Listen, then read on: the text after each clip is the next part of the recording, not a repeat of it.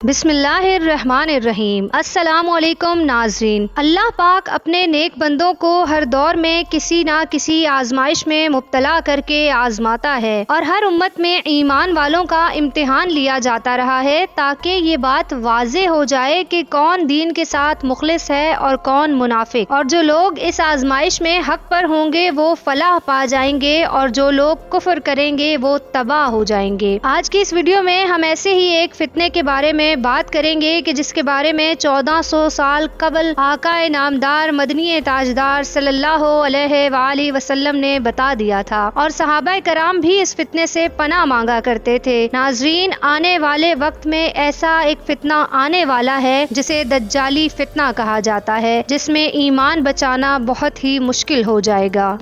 دجال کا فتنہ تاریخ انسانی کی ابتدا سے لے کر انتہا تک کے تمام فتنوں سے بڑا اور خطرناک فتنہ ہے، جس کی شدت کا اندازہ اس بات سے بھی لگایا جا سکتا ہے کہ ہر ایک نبی نے اپنی اپنی امت کو دجال کے فتنے کے متعلق آگاہ کیا۔ ناظرین، دجال کے معنی ہے بہت زیادہ جھوٹا شخص، کیونکہ یہ حق اور باطل کو ملا کر بیان کرے گا اور لوگوں کو گمراہ کرے گا، اور خطرناک ترین جھوٹ وہ ہے کہ جس میں تھوڑا سا سچ شامل ہو۔ یہ پہلے تو خود کو مسلمان ظاہر کرے گا، نیکی کی باتیں کرے گا اور لوگوں کو اپنی طرف راغب کرے گا، اور آخر میں نبوت کا اور نعوذ باللہ خدائی کا دعویٰ کرے گا۔ ایک بڑا دجال تو ہے ہی جس کا آنا طے ہے، لیکن روزمرہ کی زندگی میں فریبیوں، دھوکے بازوں اور دین فروشوں سے واسطہ پڑتا ہے۔ ان کی ظاہری ٹھاٹ باٹ دیکھ کر، ان کی میٹھی باتیں سن کر انسان بہت متاثر ہوتا ہے۔ بہت سے لوگ ان کی باتوں میں آ کر گمراہی کے گڑھے میں جا گرتے ہیں۔ ان جیسے دجالوں سے بچنے کے لیے سورہ کہف کی حفاظتی تدبیر سے بہتر کوئی صورت نہیں، اس لیے ہر مسلمان کو سورہ کہف کی تلاوت کرنی چاہیے۔ سب سے اہم سوال کہ دجال دکھنے میں کیسا ہوگا، اس کو کیسے پہچانا جائے گا؟ تو ہمارے نبی کریم صلی اللہ علیہ وآلہ وسلم نے دجال کا حلیہ کچھ اس طرح بیان کیا ہے کہ دجال یہودیوں کی نسل سے ہوگا، جس کا قد ٹھنگنا ہوگا، جسم پر بہت زیادہ بال ہوں گے اور اس کے دونوں پاؤں ٹیڑھے ہوں گے، اور اس کے سر کے بال حبشیوں کی طرح ہوں گے۔ اس کا رنگ سرخ گندمی ہوگا، ناک چونچ کی طرح ہوگی، وہ بائیں آنکھ سے کانا ہوگا اور دائیں آنکھ انگور کی طرح ہوگی۔ اس کے ماتھے پر کافر یعنی کافر لکھا ہوگا، جسے ہر مسلمان بآسانی پڑھ سکے گا، پھر چاہے وہ پڑھا لکھا نہ بھی ہو۔ اور دجال جس سواری پر سوار ہوگا وہ کافی بڑی ہوگی، اتنی بڑی ہوگی کہ اس کے دونوں کانوں کے درمیان 40 گز کا فاصلہ ہوگا۔ ناظرین، دجال ایک بہت بڑا جھوٹا اور شعبدے باز ہوگا۔ اس کے پاس پانی کی نہریں ہوں گی اور زمین میں موجود تمام خزانے شہد کی مکھیوں کی مانند نکل کر اس کے ہمراہ ہو لیں گے، اور جو لوگ دجال کی پیروی کریں گے وہ ان پر بارش برسائے گا، جس کی وجہ سے درختوں پر پھل آ جائیں گے، اور کچھ لوگوں سے آ کر کہے گا اگر میں تمہارے ماں باپ کو دوبارہ زندہ کر دوں تو کیا تم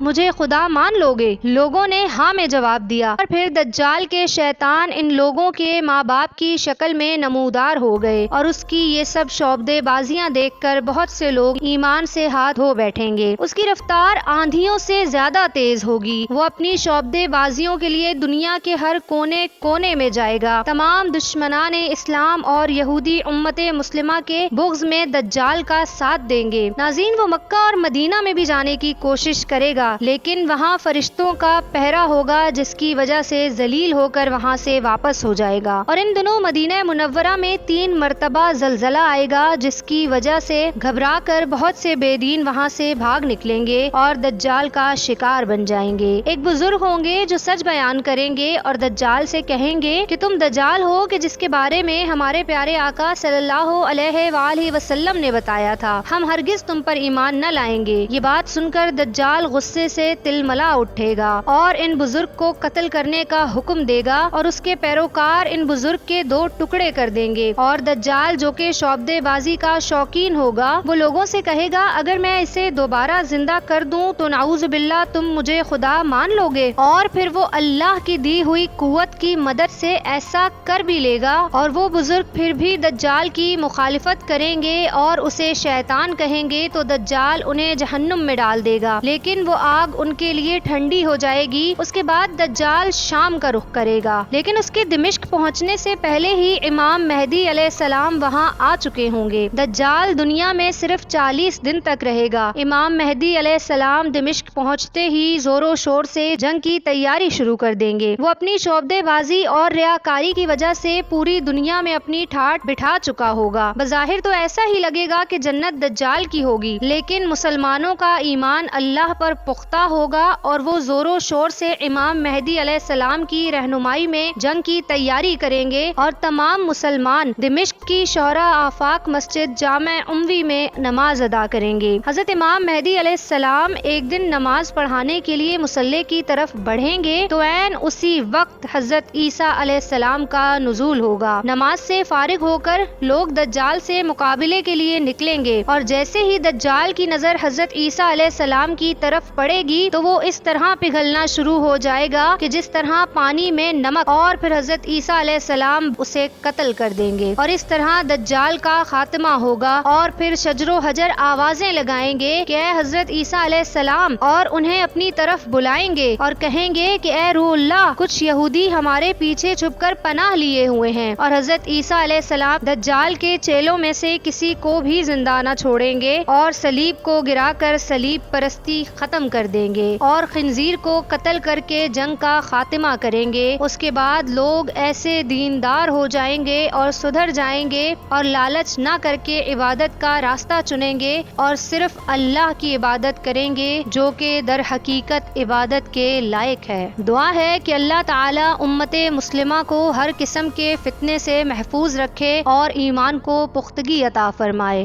آمین ثم آمین۔